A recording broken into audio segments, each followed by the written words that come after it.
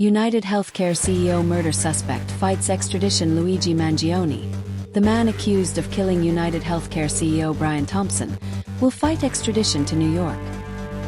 He appeared at an extradition hearing today at the Blair County Courthouse in Pennsylvania after New York prosecutors charged him with murder, among other counts, related to the deadly shooting in Manhattan last week. Here's the latest on the case. Charges.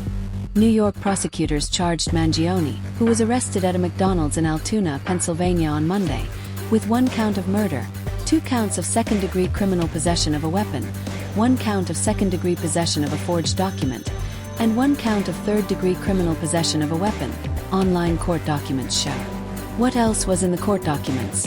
Mangione was found with a black 3D printed pistol and a black silencer, which was also 3D printed, according to the complaint. Detective Yusef Deems of the Midtown North Detective Squad also outlined evidence that officials say proves Mangione is the person depicted in surveillance video fatally shooting Thompson outside of a Hilton hotel in Midtown Manhattan. Court appearance. The suspect arrived to court yelling in part, "It's completely out of touch and an insult to the intelligence of the American people."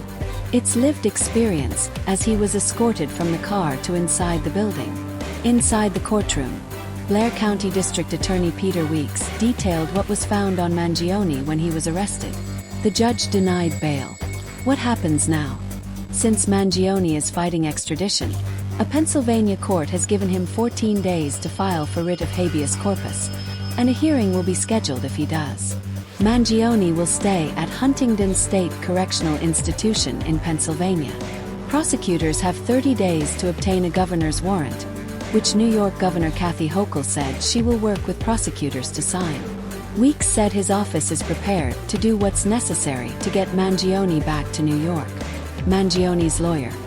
Defense attorney Tom Dickey said he has been retained to represent Mangione, though he wouldn't say who hired him.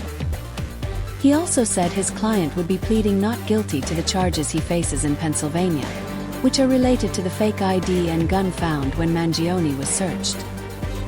He also said he anticipates Mangione would plead not guilty to the murder charge in New York, and that it's a possibility he could represent him there. Reported missing. Mangione was the subject of a missing persons report filed in San Francisco by his mother on November 18, according to reporting from the New York Times. CNN has reached out to the San Francisco Police Department. The NYPD has said that Mangione had ties to San Francisco, though the exact time he was there is unclear. Back injury.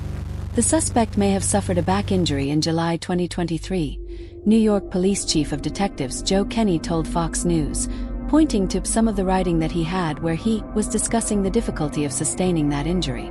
Kenny said investigators are looking into if anything happened with the insurance claim. Police found a handwritten document when Mangione was arrested.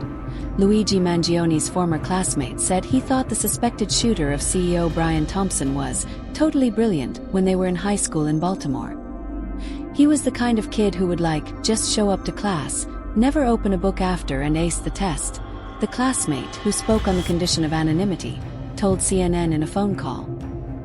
He said Mangione, who joined the Gilman School in 6th grade, comes from a really good family, and recalls Mangione saying on their senior year retreat that he was really impressed with his grandfather's legacy and had a strong family relationship because of that patriarch unit, said the classmate.